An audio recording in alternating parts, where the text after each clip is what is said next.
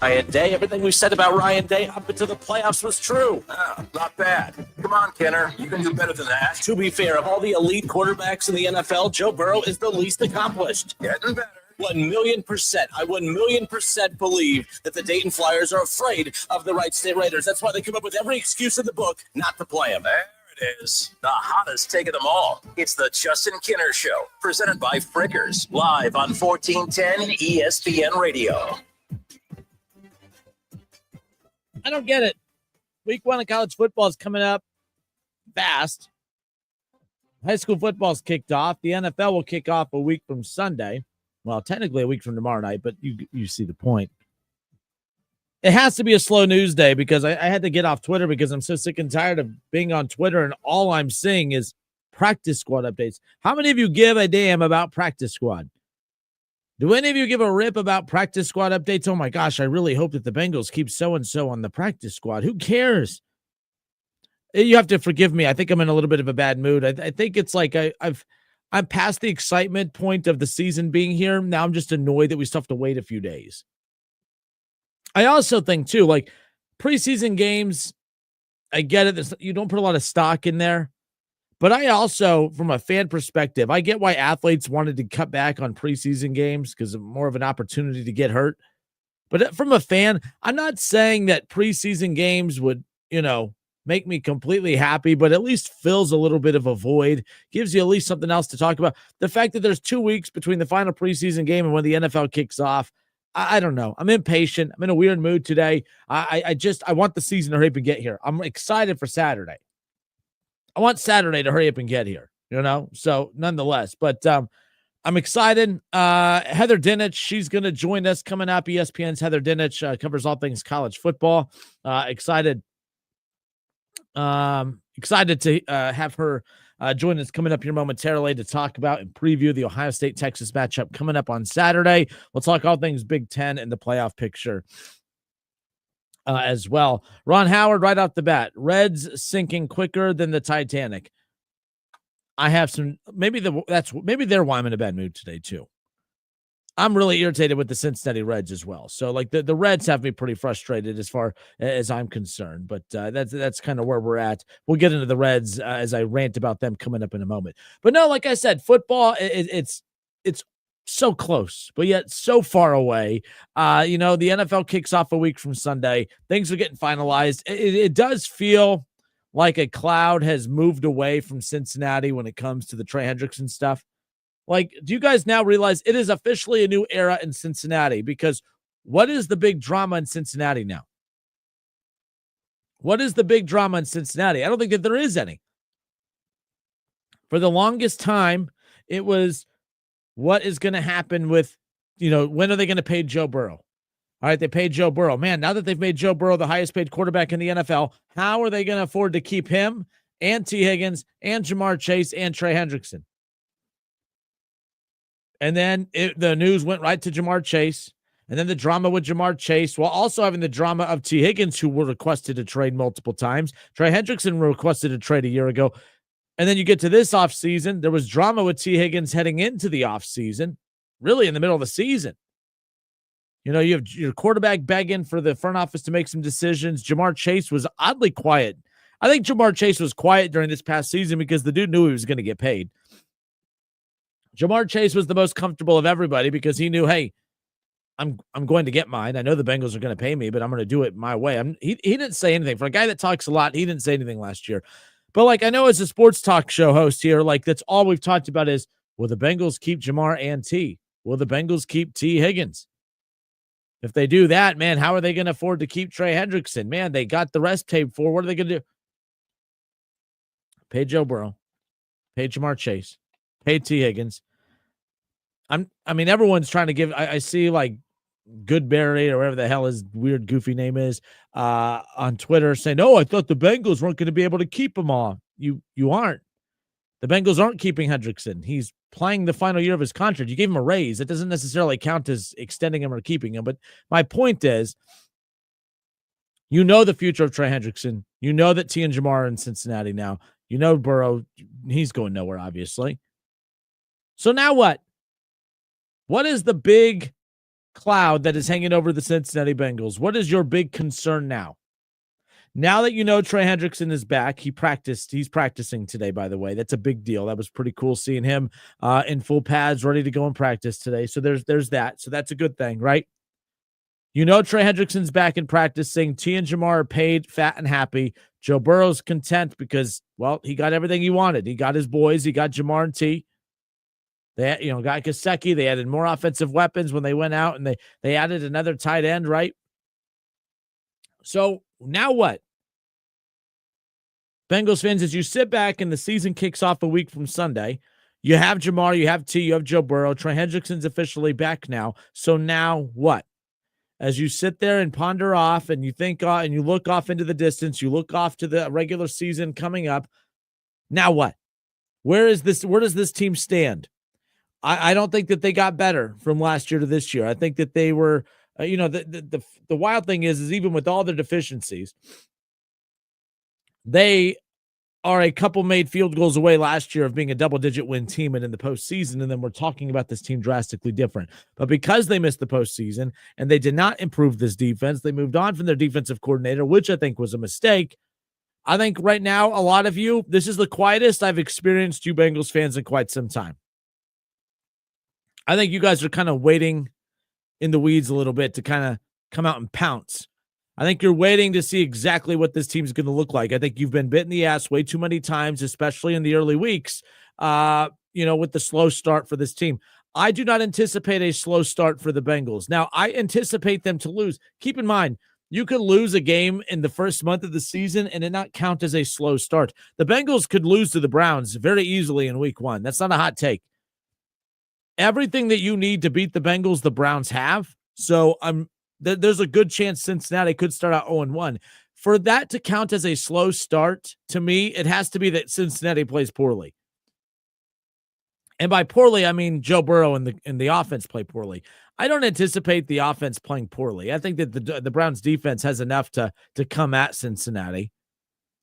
But I think that the offense is going to be just fine. I don't think that they're going to get off to a hot start because they played in the preseason. They're going to get off to a hot start because, like I said, Joe Burrow's healthy. They're healthy. They're ready to go. Everything's good to go. They're fine. The offense is going to be fine. They're going to lose week 1, and it's going to be because of that defense. They're going to lose week 1 to Cleveland, and it's going to be because of that defense. And I'm not stirring the pot. I'm not hating. You guys know deep down that when Cleveland's offense is right, and it's going to be right, especially it's going to be propped up because of how bad your defense is. And then on top of the fact that the Browns are one of the few defenses in the NFL that actually have the defensive firepower to attack the deficiencies of the Bengals offense. And although it's a very explosive offense, that offensive line is going to be feasted upon by that Browns defense. And when that Browns defense feasts upon that offensive line of the Bengals, that's going to force Joe Burrow into mistakes. He has had more turnovers against the Browns than any other team in the National Football League. He has actually played his poorest football against the Browns than any other team in the National Football League. And it's because the Browns have that dominant pass rush that always feasts upon the Bengals' bad offensive line. And when that happens, Joe Burrow makes mistakes, and the very good secondary of the Cleveland Browns makes him pay. The Browns have all the tools to beat the Bengals in week 1. So that wouldn't surprise me. I do think the Bengals are better than every other team that they play in the first month of the season. I don't think anyone else truly has the firepower to attack Cincinnati as far as that's concerned. But, and Ryan Roth, yeah, I agree with you. Who cares about the practice squad? That was my point when I opened up the show. I sit back and I see everyone's reaction. I see all the news coverage today, the sports coverage today, and it's just all the teams finalizing their practice squad stuff, and I just don't give a rip. It's a big deal for those players and their families. I get that. And, if a school that you're a fan of has a player that ends up being added to the practice squad of somebody, that's great. I saw the McLaughlin, whatever his name is, the Ohio State center, that the Bengals added to theirs. I was interested in that just because I was a fan of his whenever the Bengals signed him. He was an undrafted free agent, of course. Ro, you say that your Bengals are going to kick some butt, huh? You think they're going to kick some butt? We'll see. We'll see what happens. But yes, now the Bengals are just kind of boring. And maybe boring is good. Maybe having nothing to talk about with the Bengals is probably a good thing. because there is no drama. We're not talking about T. Higgins contract drama, trade request drama. We're not talking about holdout drama with Trey Hendrickson. We're not talking about the Bengals offering, negotiations and then, pulling back on negotiations and then Jamar Chase not practicing. We're done with all that. It looks like the Bengals have officially got over that hump. They've taken care of all their big contracts. Now their next phase of this, as they retool this roster, is to draft and develop. I don't think they've drafted very well. They've been horrible at developing. I think the next phase for this Bengals team in the Joe Burrow era is going to come down to, and unfortunately, it's outside of the hands of Joe Burrow. It's going to come down to just what kind of job that front office is going to do in the free agency period and the draft. And we're going to see, it was Al Golden the right hire as defensive coordinator. The fact, my concern would be that they went after a defensive coordinator that nobody else was looking at or going after. So I think when you have it from that perspective, that would alarm me a little bit. Say what you want about Lou Anarumo, but teams were lining up to swoop in and grab him. Nobody was swooping in to grab the defensive coordinator of Notre Dame. Nobody. We're going to talk with Heather Dinich coming up. I'm going to ask her, how big of a loss is Al Golden for the Notre Dame Fighting Irish? And the only reason I'm going to ask her is because I already know her answer. I heard her answer on SportsCenter earlier that the Fighting Irish aren't going to miss a beat this coming up season. You lose a defensive coordinator, that's supposed to be a problem. I think it's going to be a problem for Ohio State. I think losing a defensive coordinator that helped you win a national championship, I don't think you could just act like that's not a big deal. I think it's a huge deal. I think it's a huge, I don't think it's a big deal that Notre Dame lost their defensive coordinator. And that speaks volumes about the impact that he had at Notre Dame. I don't think it was an Al Golden defense just because he was the defensive coordinator there. I don't think the Bengals I think because he used to be on the coaching staff for the Bengals, that's what made him an interesting target. I don't think it was a good target, but we'll see what ends up happening when it's all said and done. All right, let's talk college football. We'll step away for a few moments. Ohio State, Texas coming up this Saturday, noon kickoff, 10 a.m. Pregame coverage begins for us right here on 1410 ESPN Radio. ESPN's Heather Dinich joins us next.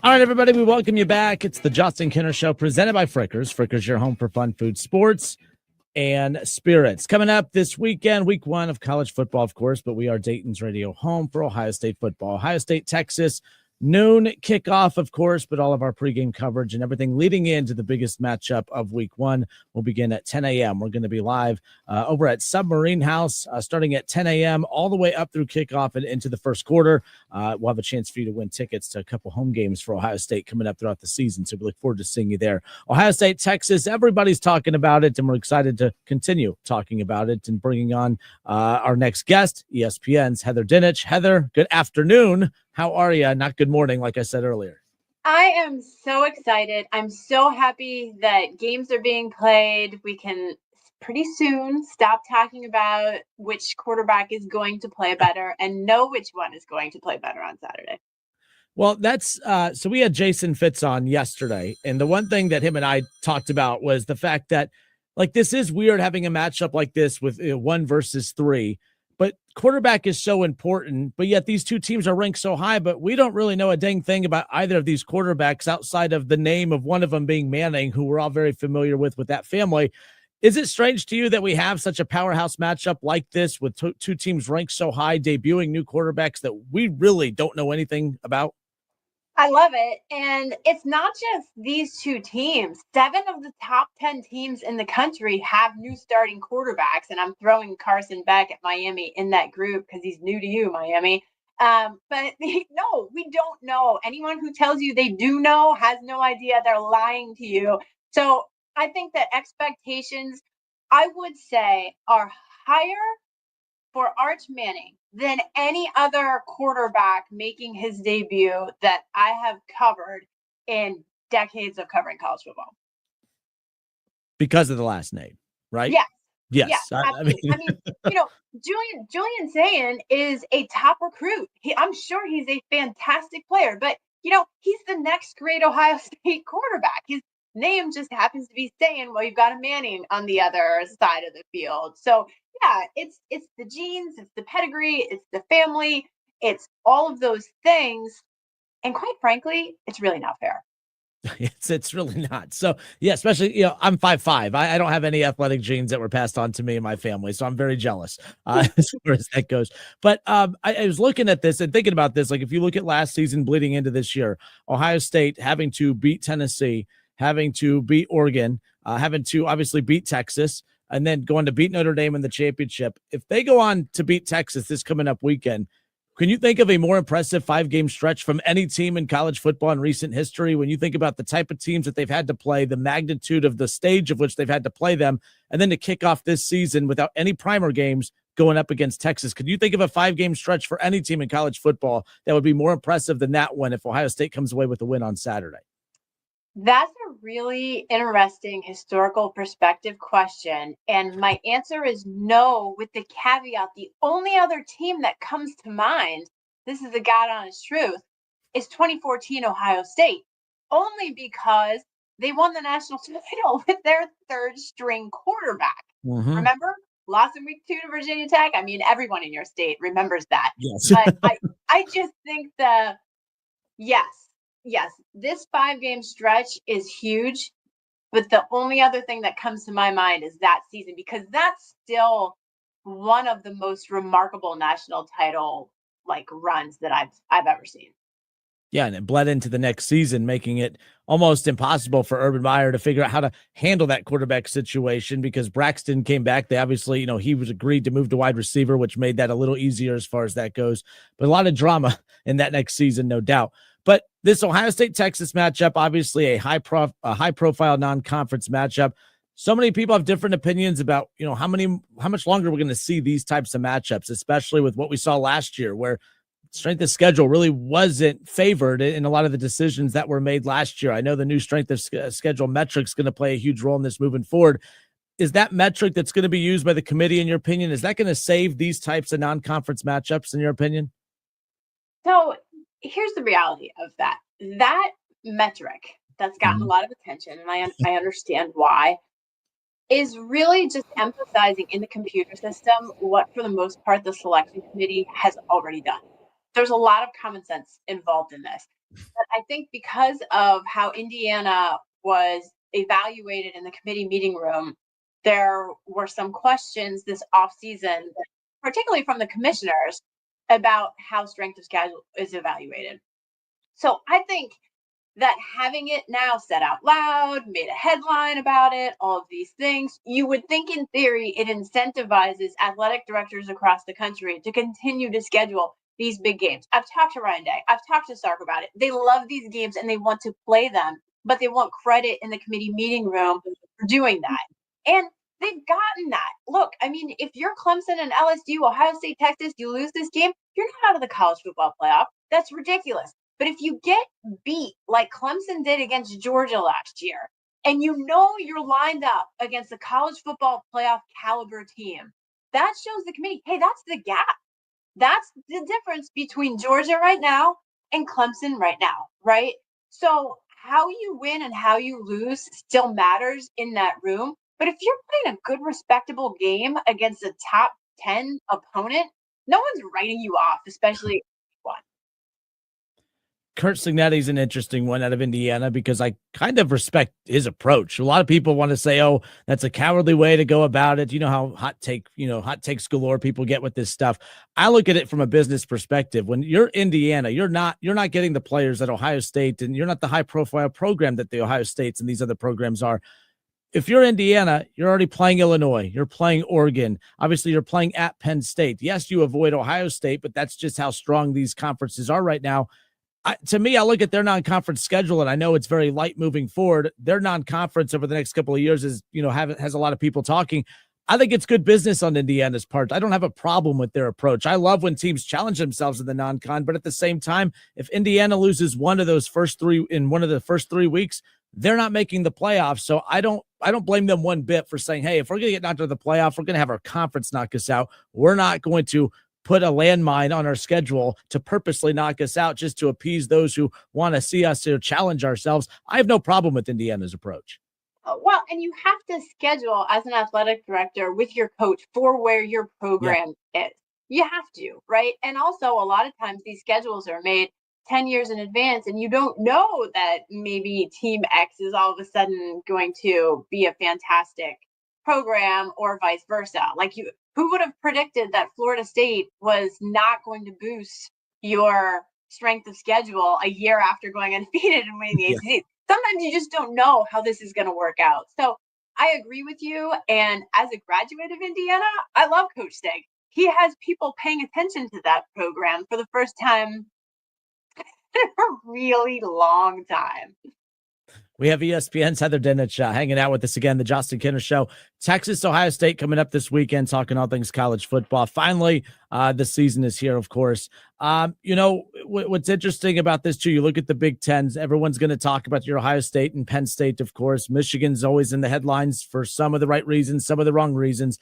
I came across a piece recently that, speaking of Indiana, who's the Indiana of this upcoming season? You threw out the team Illinois. What is it about Illinois that you look at that could say, hey, look out for that team in the Big Ten? While everyone's looking at the more high-profile programs, Illinois, who was very solid last year, they have another, big season on deck possibly.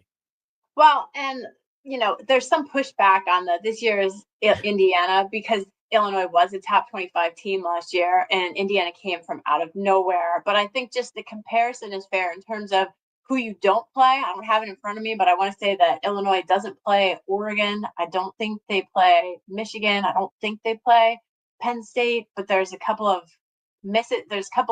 big teams in the Big Ten that they avoid. They do. So they play at Ohio State, Yeah. but no Penn State, no Oregon, no USC. So yeah, they avoid all the heavy hitters as far as that goes. Yep. Thank you. So they've got the schedule that sets up in their favor that even if they don't win the Big Ten, they can get in as an at-large team like Indiana last year. And it's because they've got a returning starting quarterback in Luke Altmaier, one of 18 starters back for Bielema. Plus, he's got all of his offensive linemen back. It's just a really veteran team. And so many coaches tend to downplay things a lot in the offseason, but some, like Bielema and Brian Kelly, have been very public about their faith in their rosters this year. And I think that captures some attention. Where are you at with the championship or bust expectation in college football now? You know, I'm not comparing it to basketball, but I've never once labeled a college basketball team as championship or bust just because it's a 68 team tournament. The best team rarely wins in college basketball because of how long that tournament is and upsets galore. 12-team playoff or 68-field NCAA tournament. I know you can't compare the two, but now that we've expanded the playoff to 12 teams, Ohio State had to play. I mean, the likelihood, when I looked at their draw last year, where they would have to, how many, the teams that they would have to play to get to where they ultimately got to, I didn't feel very confident in that. That's a tough stretch. To expect teams to do that every year is wild, no matter how good they are. Where are you at with the championship or bust, label on teams in the 12-team playoff era? Is it fair to put that on teams, for instance, like a Penn State? Is it fair to look at Penn State and say, hey, with everything you have on this roster, with all the returning players and everything that they have, is it fair to say that they are a championship or bust program, or do you not like that term in a 12-team playoff field? I don't like it because you do have times where a quarterback might not be playing his best game. Why? Because he's 20 and he broke up with his girlfriend. I don't know. They're college students. There's a reality to the up and down of college football seasons that sometimes you just can't explain, like Notre Dame's home loss to Northern Illinois last year. So I do think, though, that when a coach, I go back to selling your own program in the offseason, like James Franklin says publicly, this is the best personnel that I have had since I've been here in both staff and players, then it's fair for the public and the media to say, okay, if you've got this team and you think you can compete at the highest level, then let's see it, prove it. So I think that that's fair. But it has gotten so much harder to win a national title. And it's going to be so much harder next year for the SEC to play 9 league games and another Power 4 opponent and not finish with 2 or 3 losses. So I do think that saying championship or bust it's not fair, because especially if you're an at-large team and you've got to win 4 straight games, or if you lose in your conference championship game, you're playing 5 straight weeks, right? So.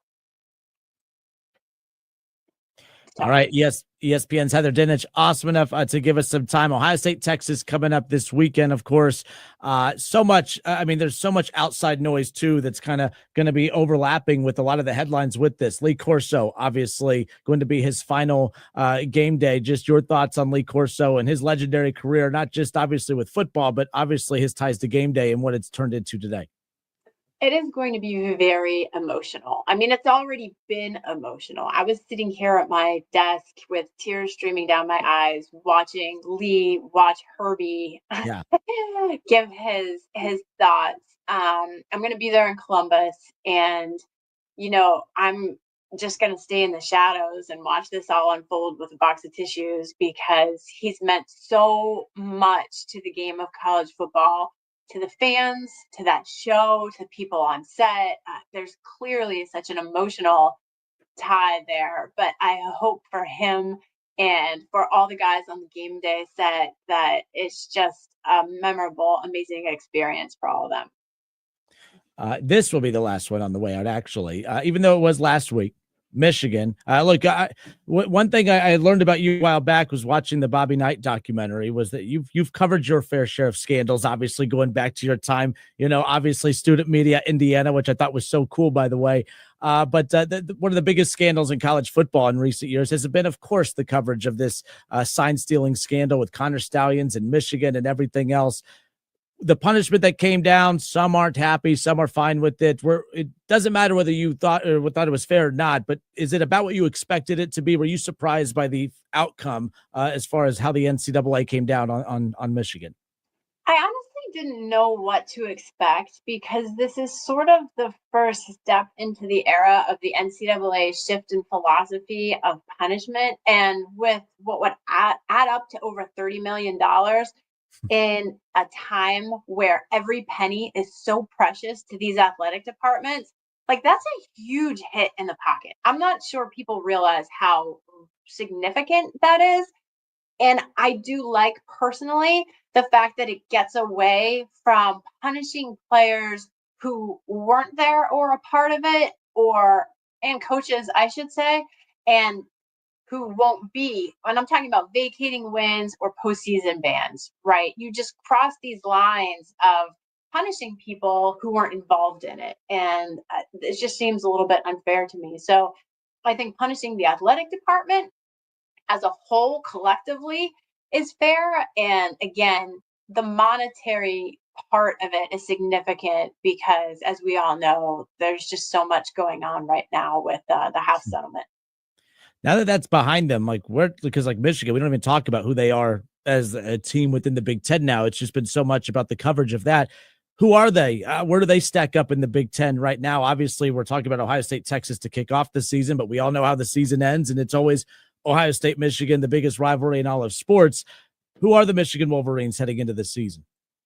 Well, I think with Underwood, their starting quarterback, they're lumped in with a lot of other teams, and that we'll see how their rookie fares. But the reality is they can only go up in their passing game. I don't know how much Michigan football you watched last year, but that quarterback room was a disaster. So I think already just by naming Underwood and watching Sharon Moore talk about him in the press conference, seeing earlier in the summer that he recognized this guy was pretty special, they're already ahead of where they were last year. A lot of new faces. We'll see. I mean, right now, as we sit here today, I would say they're probably a bubble playoff team. I'm curious about where USC is, though.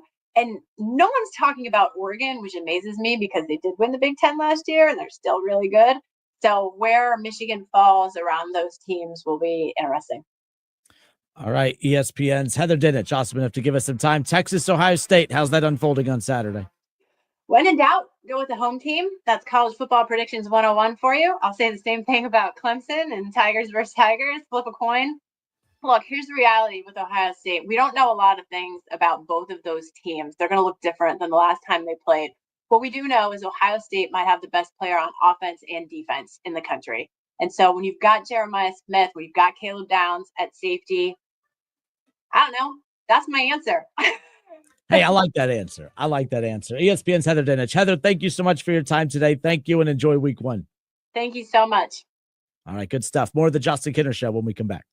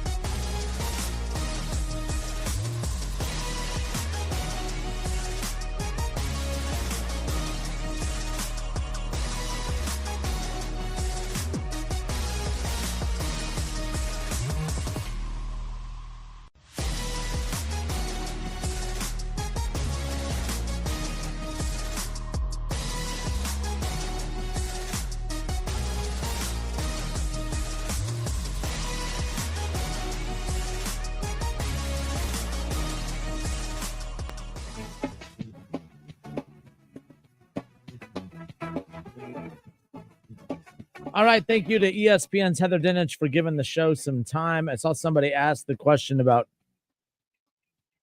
her tie to Indiana with the Bob Knight. So I don't know if you guys ever watched that Bob Knight documentary. The Bob Knight 30 for 30 on Bob Knight was, for one of my favorite 30 for 30s. But two, no, Bob Knight, because he had such a bad relationship with local media over in Indiana, in Indianapolis, and just throughout the whole state, of course. He was not willing to give any sit-down interviews to any, like the Indy Star or any national media outlet or anything like that.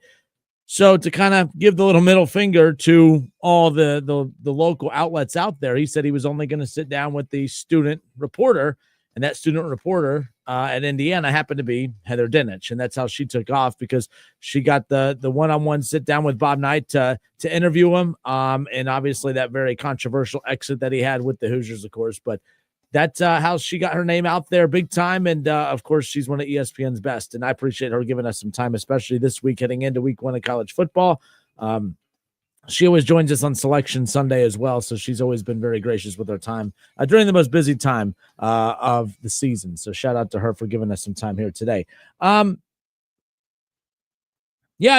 one question I threw out, one thing I didn't realize is that you look at the top 10, and Heather Dinich, who just joined us, said 7 of the top 10 teams in the country are rolling out new quarterbacks.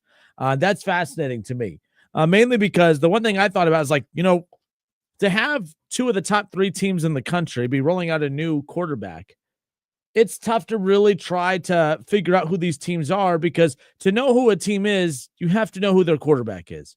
You have to know what you're going to be getting from the quarterback position.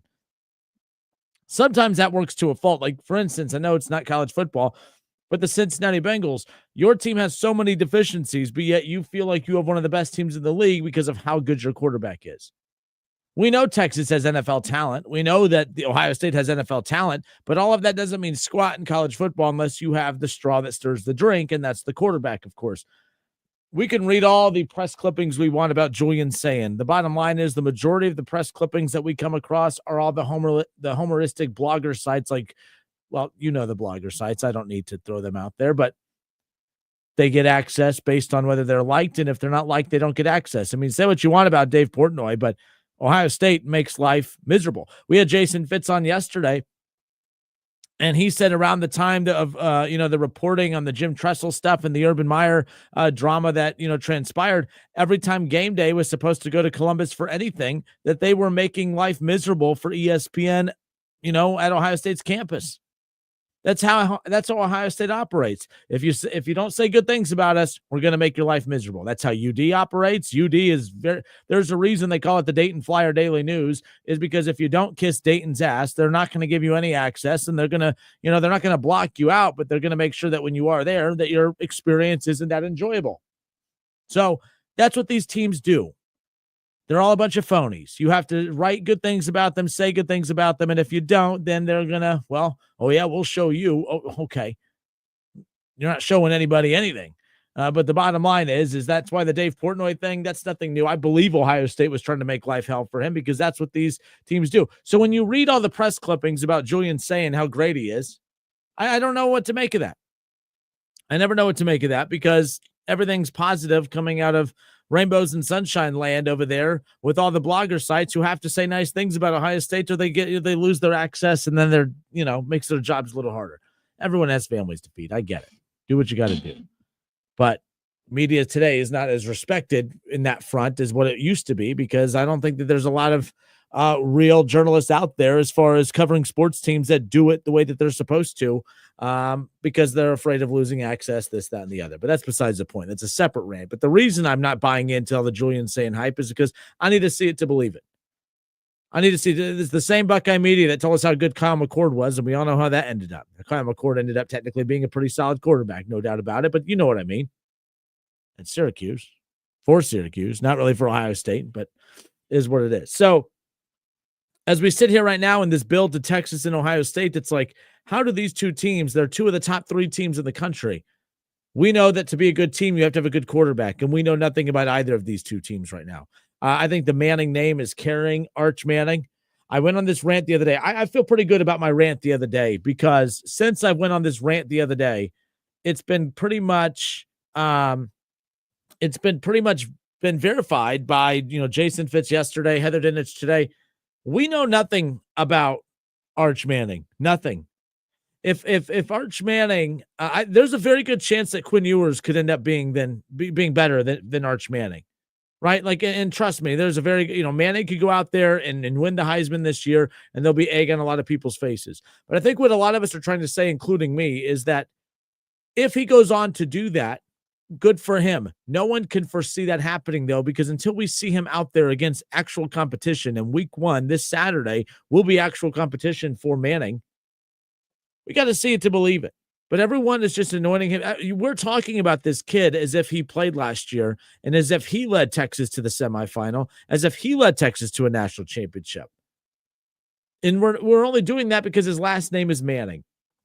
It was about the Browns conversation the other day. I said, I'm so sick and tired of hearing and reading and listening to all the rumors and press clippings regarding the Haslam's infatuation with Arch Manning and the Manning family and this, that, and the other.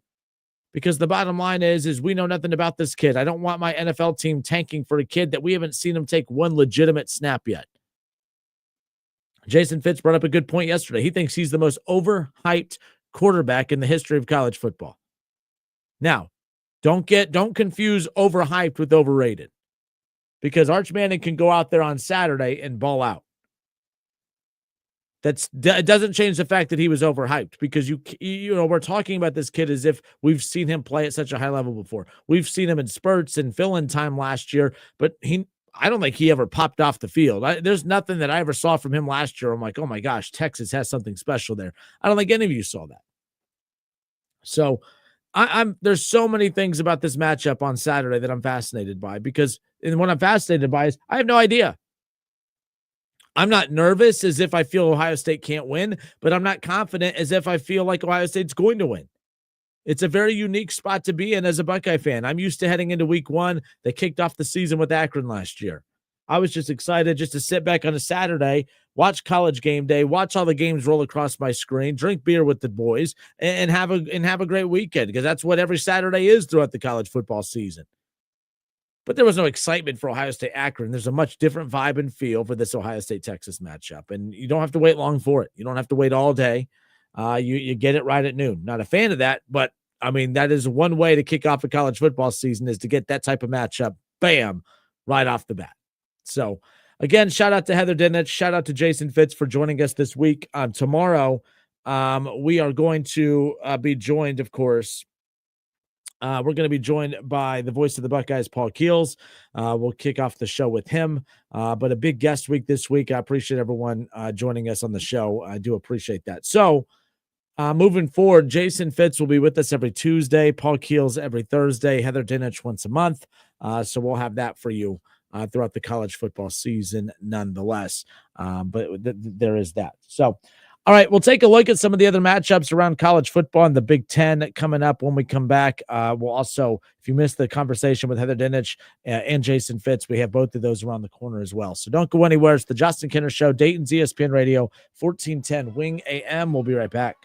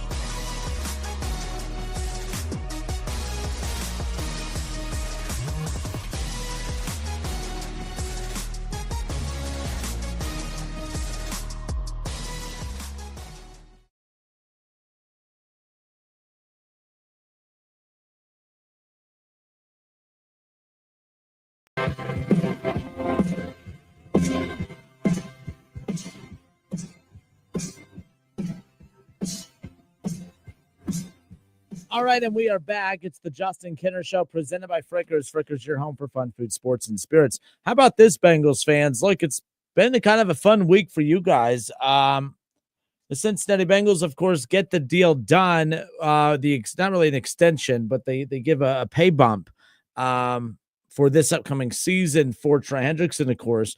But they also addressed another need as the Bengals are signing veteran guard Dalton Risner.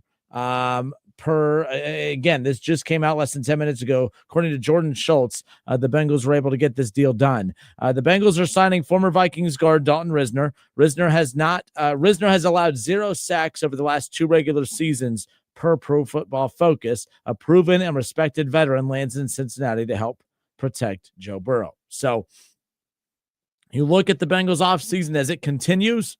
The Bengals painfully but successfully found a way to get a deal done with Jamar Chase and T. Higgins. They bring back Mike Gesicki. After a long standoff with Trey Hendrickson, they end up giving him the pay bump, not the long-term extension that he was wanting, but he gets the pay bump that, allows him to go play close to market value, $30 million a year, while also having a chance to obviously lead the NFL in sacks again and potentially hit the market and get paid pretty big time again next year. The Bengals could also franchise tag him again next year, which may not make him very happy, but it will make him a lot more money than what he's going to be making this upcoming season. But for him to do that, he has to ball out. Those are pretty good options for him nonetheless. So now you look at the fact that the Bengals, who had Noah Fant as well, and now Dalton Risner in the last month, they've done what they needed to do. Is it enough? That's the big question. Like I said, the only 2 new additions, really. This is the Cincinnati Bengals of 2025. It's the 2000 Bengals of 2024 with the additions of Noah Fant and Dalton Risner. You add Noah Fant and Dalton Risner to last year's Cincinnati Bengals team. How much better are they? And by the way, you're saying, Kinner, you're forgetting all the rookies. Maybe Shamar Stewart makes an impact. Maybe. That's a big maybe. I'm not putting a lot of stock into the Bengals' ability to draft and develop. I'm just not. I have no faith in their ability to draft or develop right now. So until I see it, I'm not going to believe it. I do like the Risner addition. I thought that the Bengals, I would love to see what the details of the contract are. The Bengals made bad headlines. Like the Bengals got a lot of negative headlines thrown at them earlier in the week. Okay. They got a lot of negative headlines thrown at them earlier in the week. They let Risner come in for a visit, and then he left because they offered him the minimum. And he didn't like that, and he left. Now, to be fair to the Bengals, because that's how a lot of this stuff gets twisted. What I would love to know is Risner, who goes to the Bengals, probably wants to play for the Bengals. He would love to protect Joe Burrow, Jamar Chase. He would love to protect Joe Burrow in an offense with all those cats, right? He gets offered the league minimum. Not happy with that, so he wants to leave to go visit some other teams. My guess, and you better hope so, Bengals fans, my guess is, and actually you shouldn't really hope so, it doesn't matter, he picked you. My guess is that other teams offered him the league minimum as well, and then he kind of looked around, weighed his options, and said, well, if I'm going to get paid the league minimum, I might as well just go to Cincinnati. That bodes well for Cincinnati. The second option is teams offered him more money elsewhere, and he still took less money to go play in Cincinnati. Either way, that's a good look for Cincinnati to save face, because the organization, like I said, got ripped. They were viewed as cheap for letting Risner come to town and just go and offering him the league minimum. Obviously, everyone knows, Boomer Esiason with everything, offering him 2 tickets to come to the Ring of Honor, but they send him a discount code to pay for his own hotel and flights and all that cheap stuff. So that was not a good look for them. There was the pregnant wife of one of the players that they were having issues getting into the stadium because they were playing hardball with her. I mean, asking the pregnant wife to go stand out on the sidewalk with all the fans and wait for the husband to come out of the parking garage for the players to pick her up. It was a bad PR week. And then the Trey Hendrickson thing, after spending the last week and some change talking about the potential trade possibilities, it was just one negative blow after another for the Bengals when it comes to PR. So either the negative PR put the pressure on the Bengals to finally just say, okay, enough is enough. Here's 15 more mil. Trey Hendrickson, shut your mouth, get out there and play. Risner, sorry for offering you the minimum. Here's more money. Get your ass out here and play. I don't know. It doesn't matter, though. I don't think you guys care how the sausage is made. I think you just want to enjoy the season.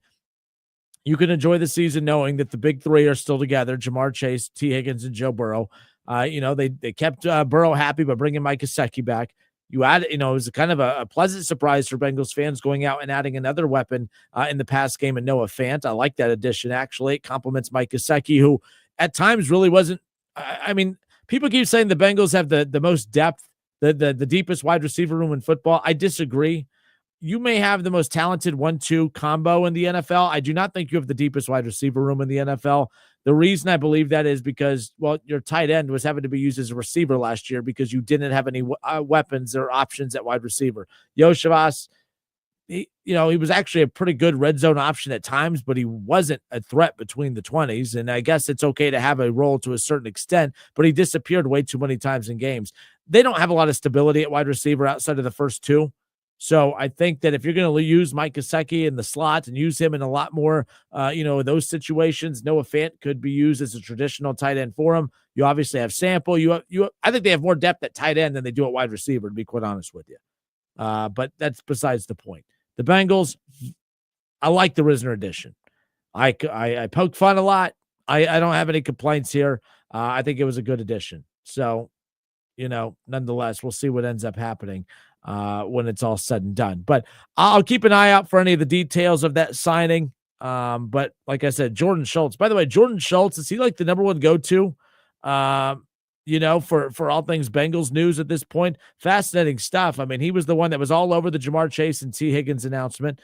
He kind of did it all as far as covering and breaking some of the biggest Bengals news, nonetheless. But Jordan Schultz, give him a follow on Twitter, NFL Insider. Has a very good in with the Cincinnati Bengals, apparently, because he's the one being fed the most info than any of the local media members. And the Bengals, of course, don't have a lot of good relationships with a lot of the national media members as far as that goes. And Adam Schefter, I think, is proof of that. Nonetheless, some other NFL headlines, just as, again, rosters are kind of shaping up. I criticized the Bengals a lot. I did not think it was smart to move on from Joe Mixon last year, but Joe Mixon, I mean, my goodness, he had a big year for Houston last year for the Texans, right? And every time he would have a big game, we would do I bet you that would be nice to have that in Cincinnati, right? Joe Mixon's one of the most interesting running backs in the entire National Football League because he's just not. He's always an interesting character. To have the injury bug bite him at this stage of his career is a little unfortunate. He's a guy that's still in his 20s, by the way. But Joe Mixon is going to miss some significant time already as he's coming off of an injury, and his status is a little unclear right now. Texans general manager Nick Caserio was non-committal about whether Pro Bowl running back Joe Mixon will play in 2025. We're not talking about when will he be back this season. He was non-committal to discuss whether or not Joe Mixon will play in 2025. The Texans cut the roster down to 53 players. They placed Mixon on the reserve non-football injury list. They put him on the reserve non-football injury list as he has dealt with an ankle injury that has sidelined him throughout OTAs, minicamp, and training camp as a result of being placed on the NFL list.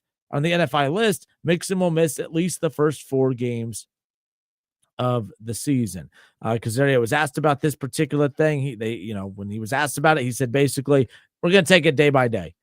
I mean, that's not a good response right there. But the Bengals, big week for you. You win another one because for everyone that said you were wrong for moving on from Joe Mixon, I think you could point at this story right here and say, hey, even if we still had him, we wouldn't have him based on some of the nonsense that's going on over there in Houston for the time being. How about some of the key free agents, or if you will, that are reuniting with their team from years and years ago? How about the fact that it's 2025 and Amari Cooper is back with the Raiders?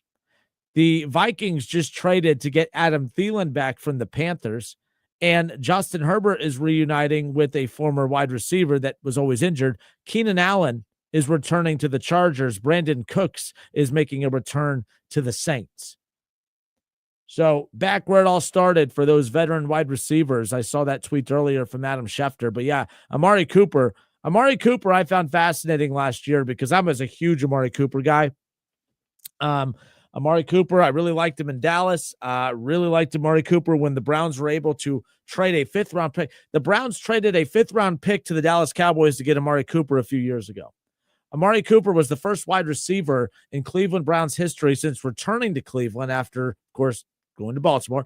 When Cleveland returned, all right, they had never had a wide receiver go for 1,000 yards in back-to-back seasons until Amari Cooper did it. He was the stability that they needed at that position. He was a star.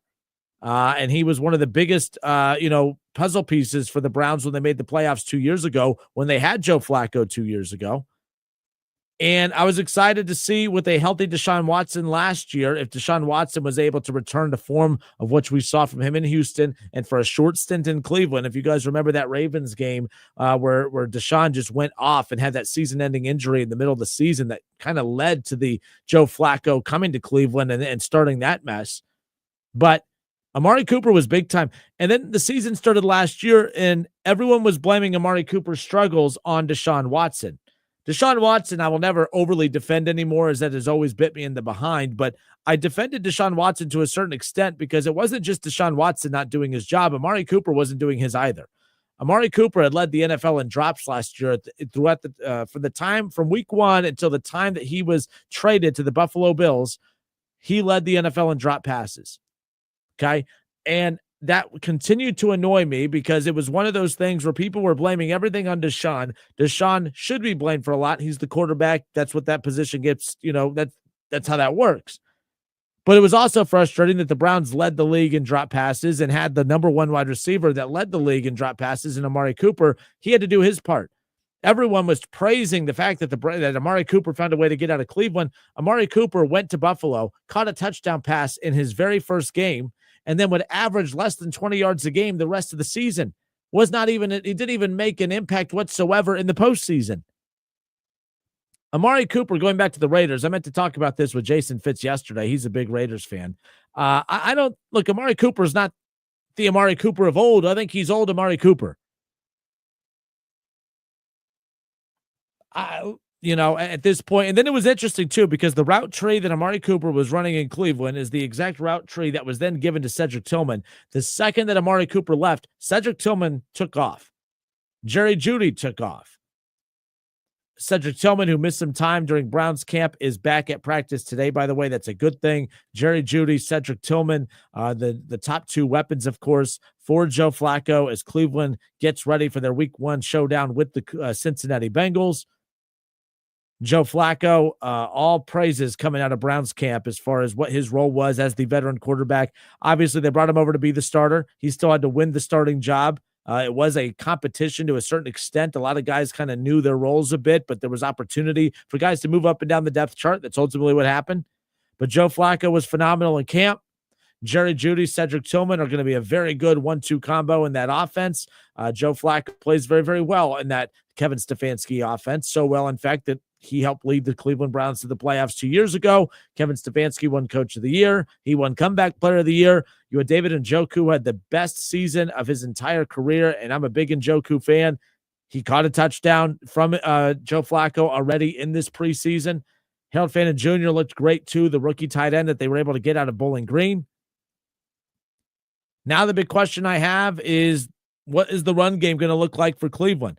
Everything I read and all reports coming out of the Browns camp was how good they were at running the football, even against the Eagles in the joint practice. Now, they didn't have Quinshon Judkins in camp, still don't have Quinshon Judkins. He's been cleared of all those charges, but still has yet to sign a deal with the Cleveland Browns. So as we sit here right now, their running back 1 is Jerome Ford, with Dylan Sampson coming in at number 2. Dylan Sampson looked electric during preseason, but I also don't want to be one of them goofballs that says, man, preseason, he looked great.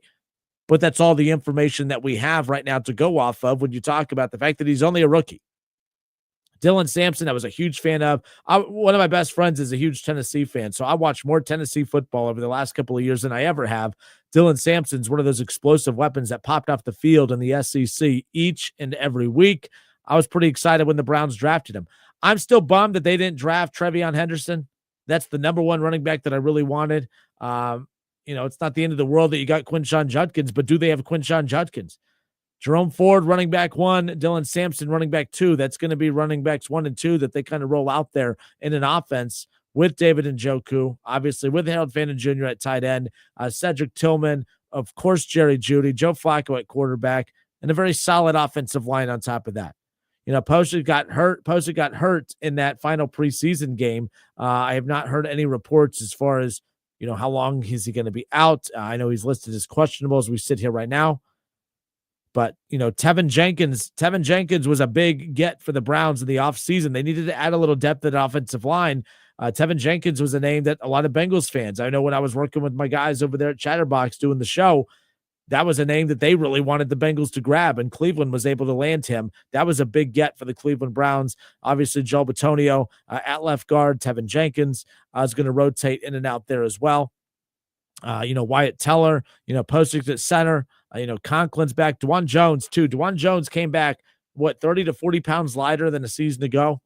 Dwan Jones is someone that I'm really looking at to kind of take that next big step. Massive human being, the former Buckeye, who there was reports of, first-round talent, but there was question about, his desire to, really approach the professional game with the right commitment that you would need. Well, I think losing to 30 to 40 pounds in the offseason kind of shows that commitment that's going to be needed as far as that's concerned. So, we'll see what ends up happening, but I think Cleveland is in a lot better spot than what a lot of you want to give them credit for. I think Cleveland wins week 1. I think the Browns beat the Cincinnati Bengals as far as that's concerned. Some week 1 matchups too, by the way, as far as the NFL is concerned. Next Thursday, the season kicks off a week from tomorrow, NFL week 1. It'll kick off Thursday, September 4th, with, of course, the Cowboys and Keith Byers' Eagles. The Eagles are a 6.5-point favorite as we sit here today. The Chiefs and the Chargers, Justin Herbert against Patrick Mahomes. That'll be a Friday night football matchup. That matchup will be on YouTube. And Chiefs-Chargers. That's a game that's going to be over there in Brazil, by the way. 8 p.m. on YouTube, Chiefs and Chargers. The Chiefs have been to 3 straight Super Bowls, winning 2 of those, but they did just get punched in the mouth by the Eagles in last year's Super Bowl. Will they be able to shake off that Super Bowl loss and come back with a little bit more fire? We'll find out. But Justin Herbert and the Chargers have to find a way to get off to a hot start as well, nonetheless. Buccaneers-Falcons week 1 matchup, Bengals-Browns. As we sit here right now, ESPN Bet has your Cincinnati Bengals sitting as a 5.5-point favorite. Here's the other thing. Here's why I'm also not like a big believer in a lot of the changes that the Bengals have made, because a lot of times you can go, like, if there's something big that happens in the offseason or anything that has to do with the roster construction, you can go follow the Vegas line and see if there's a big shift and sway of the line. I mean, Trey Hendrickson was announced that he's coming back, and not one line moved for the Cincinnati Bengals.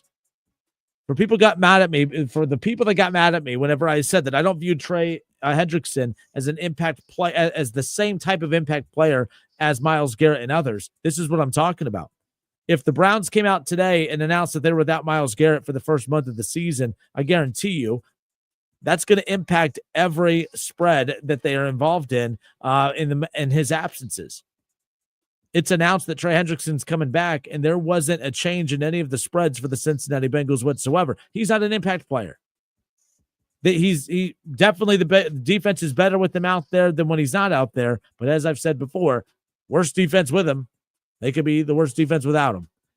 Didn't move any of those lines, and I don't think he strikes fear in anybody. I will say the Risner addition for the Bengals is huge, especially a week and a half out. A week and a half out is big to get Risner acclimated, because obviously with that Bengals defensive line, or with that Browns defensive line, it's going to be very, very important that everyone's ready to go to help protect Joe Burrow with that offensive line up front. I mean, Risner, does he make that offensive line elite? Absolutely not. The Bengals still have a lot of question marks when it comes to that offensive line.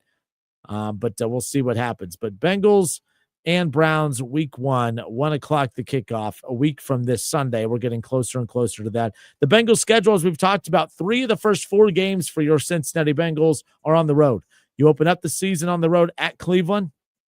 Home opener on Sunday, September 14th against the Jacksonville Jaguars. And then you close out the month of September at Minnesota, who just traded for Adam Thielen today. J.J. McCarthy, of course, going to have Justin Jefferson, going to have Adam Thielen to throw the football to That'll be a tough matchup there. And then you'll go to Denver to take on probably one of the most complete rosters in football. When you look at Denver's defense, when you look at their special teams and their offense and their great head coach, Denver checks off every box. That's going to be a tough one. That was a hell of a game that we saw between those two last year in December. I'm excited to see that matchup on Monday Night Football to close out the month of September. All right, we'll step away for a few moments. If you missed our conversation with Jason Fitz and ESPN's Heather Dinich, we have all of that coming up for you here around the corner. Let's go to some of the Facebook comments here. Chad Kinser says, I'm a Bengals fan, but I honestly see Cleveland winning. Until Cincy can prove that they could play in September, I won't change my mind. Chad, I think Cincinnati loses to the Browns as well, and I don't think it's because it's going to be a September slow start. I think it has more to do with the matchup. For me, I will pick Cincinnati to win in week 2, 3, and 4. I'll pick them over Denver. I'll pick them over Minnesota. I'll pick them over Jacksonville. Cleveland, very well, in the eyes of most of you, are worse than all those other teams, but Cleveland possesses all the weapons that are necessary to attack the deficiencies of your Bengals. I just think it's a matchup nightmare. I think that the Bengals lose week 1 to Cleveland, but I'm not going to put it in the slow September start category. If you remember, Cincinnati, when they've lost in the month of September the last couple of years, yes, losing is bad, but it's the way that they looked in those losses. Even that loss to the Chiefs last year, that stung, but the Bengals didn't look bad. That was actually probably the best they looked in the month of September. Like, they looked good against Kansas City last year. They moved the ball on Kansas City. They actually got some key stops against Kansas City. It was just that, obviously, that pass interference call that your fan base cried a lot about, that I had to hear about forever and ever. That didn't help, right? That's how that game ended. But the bottom line, don't forget Joe Burrow's butt fumble. Joe Burrow fumbled the ball. His turnover led to a loss as well, y'all, that selective memory of yours. But I thought they looked good against the Chiefs last year, but they did not look good in a lot of those games down the stretch of the month of September. But I won't chalk that up to a slow start if they lose to Cleveland. They still could start 3-1. They will start 0-1. I guarantee it. I promise you this. The Cleveland Browns are winning week 1. I promise you. I will be obnoxious as could be. I promise you they are going to beat Cincinnati in week 1. It's the Justin Kinner Show presented by Frickers. We'll be right back.